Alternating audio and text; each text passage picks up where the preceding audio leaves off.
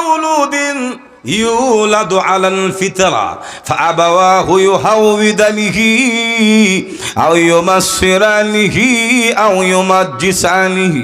আল্লাহ রাসূল বলেন, প্রত্যেকটি নবজাতক শিশু ইসলামের স্বভাবজাত নিয়ে জন্মগ্রহণ করে, কিন্তু তার আব্বা আম্মা তাকে ইহুদি বানায়, তার আব্বা আম্মা তাকে নাসারা বানায়, তার আব্বা আম্মা তাকে অগ্নি পূজারী বানায়। এটাই বাস্তব। কারণ প্রতিটি নবজাতক শিশু হলো কাদামাটির মতো। কাদামাটি যেমন ভাবি যা ইচ্ছা তাই বানানো যায়, ফুলা দেওয়া লাগে শক্ত করার আগে, যেমনি ইচ্ছা এমনি বানানো যায়, মজুর এখন ঠিক কিনা? কিন্তু শক্ত হইলে পালা যায় না, ফুলা দিয়ে দিল আর পালা যায় না। ঠিক তেমনি ভাবে সন্তানগুলিকে যদি প্রাথমিক শিক্ষা ইসলামী শিক্ষা দেওয়ার ইচ্ছে করে আব্বা আম্মা দিতে পারে, মজুর এখন ঠিক কিনা? কারণ ওই সময় আব্বা আম্মার উপরে নির্ভরশীল। এজন্য মুসলমানের সন্তানগুলি মসজিদে যায়, কারণ তাদের আব্বালা মসজিদে যায়। আর হিন্দুদের সন্তানগুলি মন্দিরে যায়, তাদের আব্বালা মন্দিরে যায়। খ্রিস্টানদের সন্তানগুলি গির্জাতে যায়, কারণ তার আব্বালা গির্জাতে যায়। তাই আল্লাহর নবী বলেন, কুল্লু মাউলুদিন ইউলাদু আলাল ফিতরা, প্রত্যেকটা নবজাতক শিশু ইসলামের স্বভাবজাত নিয়ে জন্মগ্রহণ করে। আব্বা আম্মা ইহুদি বানায়, নাসারা বানায়, অগ্নি পূজারী বানায়। হাদিস থেকে বোঝা যায় প্রাথমিক শিক্ষা যদি ইসলামী শিক্ষা না দেয়, কিয়ামতের ময়দানে সন্তানের মামলা থেকে মা বাবা বাঁচার উপায় নাই। বলে কেমনে কেমনে? আল্লাহ রাব্বুল আলামিন বলেন, কিয়ামতের ময়দানে জাহান্নামে যারা যাবে তারা বলবে, কত বলছেন? হ্যাঁ, রব্বানা আরিনাল্লাযীনা আদাল্লানা মিনাল জিন্নি ওয়াল ইনস নাজআলহুমা তাহতা আকদামিনা লিয়াকুনা মিনাল আসফালিন। কত বলছেন? জাহান্নামে যখন অর্ডার হবে তখন সন্তানরা ওই জাহান্নামীর বলবে, আল্লাহ রব্বানা আরিনাল্লাযীনা আদাল্লানা মিনাল জিন্নি ওয়াল ইনস, আল্লাহ মানুষ এবং জিন থেকে যারা আমাদেরকে পথভ্রষ্ট করেছে, আমাদের অভিভাবক যাদেরকে আমরা অনুসরণ করেছিলাম, আল্লাহ তাদেরকে দেখাও, নাজআলহুমা তাহতা আকদামিনা লিয়াকুনা মিনাল আসফালিন, যাতে তারা লাঞ্ছিত অপদস্থ হয়, তাদের বুকের মধ্যে আমরা পাড়া দিয়া জাহান্নামে যাব, এমনে যাব না। নাউজুবিল্লাহ। এখন বলেন, মা বাবার চেয়ে অভিভাবক পৃথিবীতে আর কেউ আছে? আরো জোরে বলেন, নাই।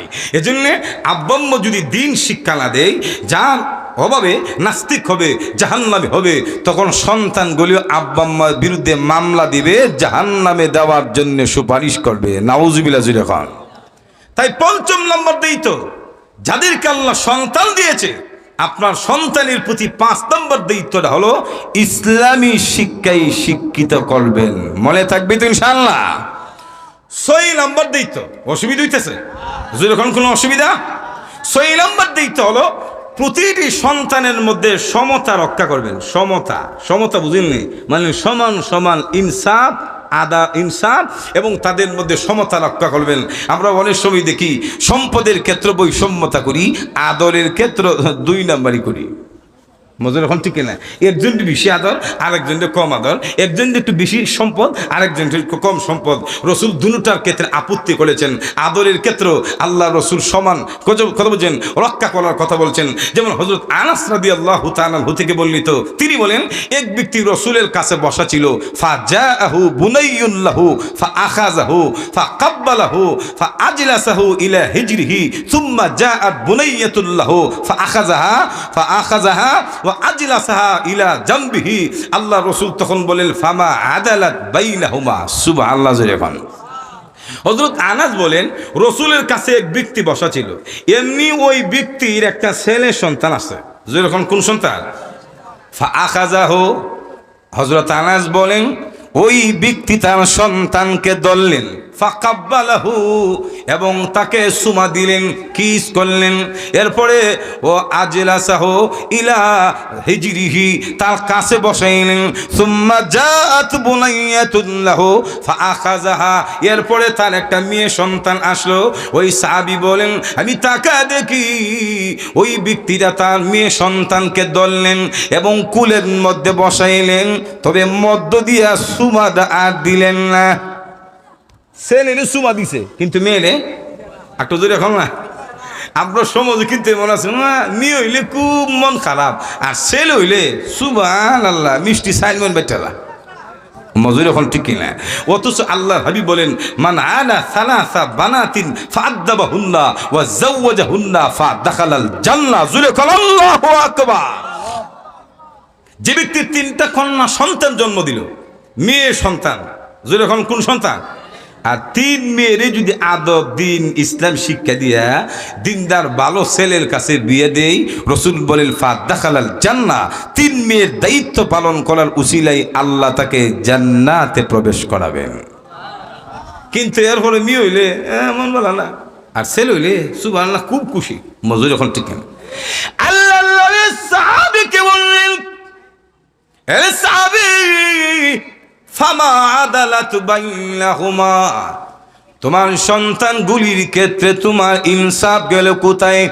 ছেলে এসেছে, তাকে ধরলে চুমু দিলে কাছে বসাইলে, মেয়ে আসলো তাকেও ধরলে কাছে বসাইলে, কিন্তু চুমা দিলে না কেন?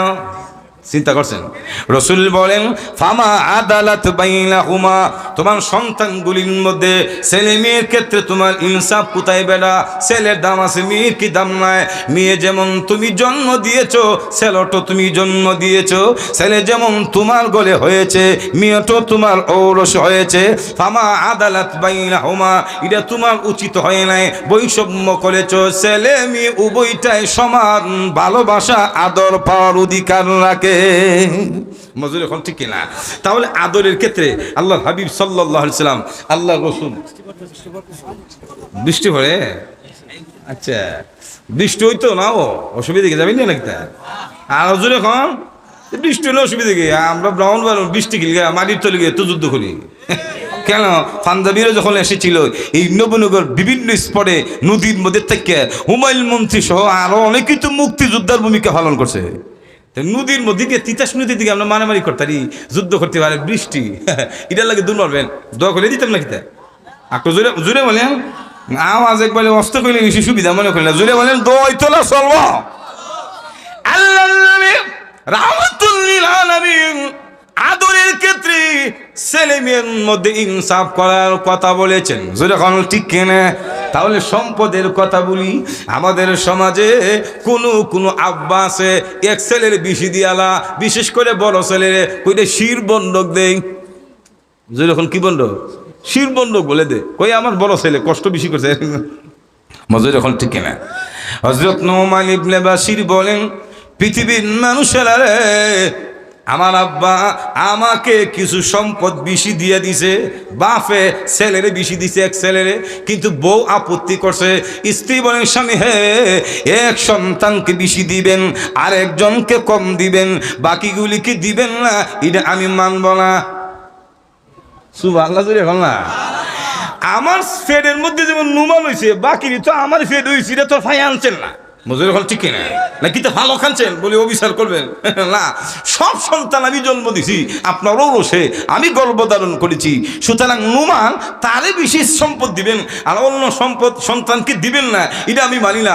রসুল এখনো জীবিত আছে, আল্লাহ রসুলকে জানাইব, রসুল যদি সম্মতি দেয় আমার কোনো বাধা। আল্লাহ নবীর কাছে নুমানের আম্মা ওই স্বামী এবং নুমানকে নিয়ে রসুলের কাছে হাজির হয়ে বলেন, আল্লাহর নবী গো, আমার স্বামী আমার নুমানকে কিছু সম্পদ বেশি দিয়েছেন। হে নবী, আমি আমার স্বামীকে বলেছি সব সন্তানের মধ্যে সমতা রক্ষা করা উচিত, একজনকে বেশি দিবেন বাকিগুলিকে দিবেন না, এটা আমি মানি না। তবে রসুল এখনো জীবিত আছেন, আল্লাহ রসুল যদি জানেন, রসুলকে সাক্ষী রাখেন, রসুল যদি অনুমতি দেয়, আমার এক সন্তানকে বেশি সম্পদ দিতে কোনো আপত্তি নাই। ভালো বলবে না?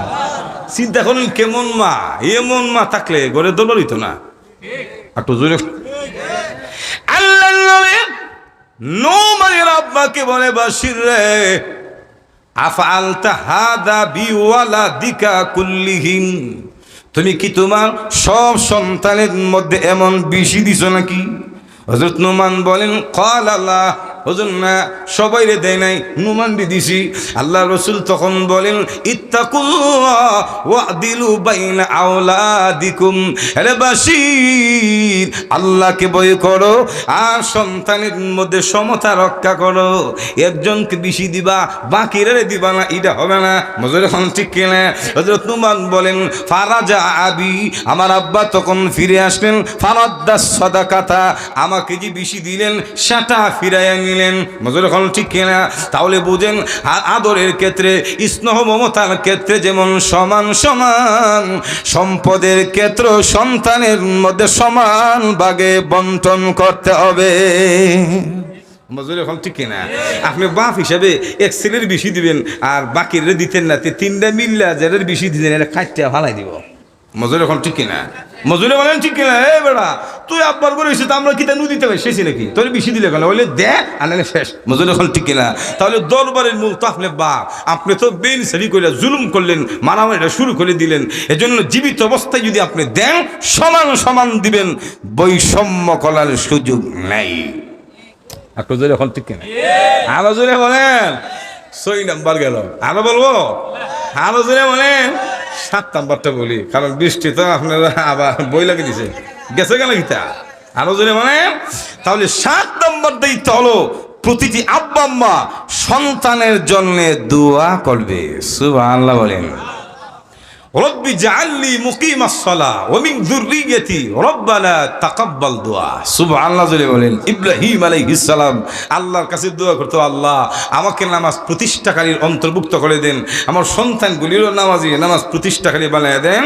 রব্বানা তাকাব্বাল দুআ, আল্লাহ আমার দোয়া কবুল করেন। ইব্রাহিম আলাইহিস সালাম সন্তানের জন্য দোয়া কইরা আমরাও শিক্ষা দিয়ে গেছে, তোমরার গড়ে হইলো ছেলে মেয়ের জন্য দোয়া কইরো, দোয়া থেকে বঞ্চিত কইরো না। মজুর এখন ঠিক না? কেন দোয়া করেন? এটা আব্বা আম্মার দায়িত্ব। সন্তানগুলি মা বাবার কাছে সুদোয়া এটা পাওনা, তাদের অধিকার। জোরে বলেন ঠিক কিনা? কেন? আব্বা আম্মা যদি দোয়া করে মা বাবার দোয়া কবুল। আল্লাহর রাসূল বলেন সালাসু দাওয়াতিন মুস্তাজাবাতুন লা শাক্কা ফিহিন্না দাওয়াতুন মাজলুম ওয়া দাওয়াতুন মুসাফির দাওয়াতুন ওয়ালিদি আলা ওয়ালাদি। আল্লাহর নবী বলেন 3 ব্যক্তির দোয়া দায়রে কবুল, ফালা হেজাবা বাইনাহুমা, আল্লাহ এবং দোয়াকারীর মধ্যে কোনো পার্টিশন থাকে না। অর্থাৎ 3 ব্যক্তি দোয়া করতে দেরি হয়, মহান আল্লাহর কাছে দোয়াটা কবুল হইতে দেরি হয় না। সুবহানাল্লাহ জোরে এখন না? এজন্য রাসূল বলেন দাওয়াতুল ওয়ালিদা আলা ওয়ালাদি, সন্তানের জন্য আব্বা এবং মার দোয়া। আপনি যদি মা বাবা হিসেবে সন্তানের জন্য দোয়া করেন এটা কবুল। এজন্য মা বাবা সন্তানকে সুদোয়া দেওয়া উচিত, কুদোয়া দেওয়া উচিত না। আমরা অনেক সময় তো রাগ করে বলি তোর হলো গজব পড়ুক, টাটা হলুক, মরে যে গিয়া। মজুর এখন ঠিক না? এই কথা বলা উচিত না। সন্তান আপনার কাছে এটা আশা করে না, কারণ আপনি দোয়া বদুয়া যা করেন ওই আল্লাহ রাব্বুল আলামিন কবুল করে ফেলবেন। এজন্য প্রতিটি মা বাবার 7 নম্বর দায়িত্ব আব্বা আম্মা হিসাবে সন্তানের জন্য সুদোয়া করবেন। জোরে এখন ঠিক না? বাইজিদ বুস্তামি রহমতুল্লাহ আলাই আম্মা দোয়া করে দিছে, আল্লাহ তাআলা সুলতানুল আরিফিন বানায় দিছে, জগতের উলি বানায় দিছে। যেরকম ঠিক না? ভাইয়ান আমার বুঝা লাইছি, এখন আর আপনারা থাকতেন না লক্ষণ বানালা। আল্লাহ রাব্বুল আলামিন আমাদের সবাইকে যেই কথাগুলি বললাম শেষ পর্যন্ত যাওয়া সম্ভব না, এগুলি আমল করবেন। ওয়া আখিরি দাওয়ানা আলহামদুলিল্লাহ।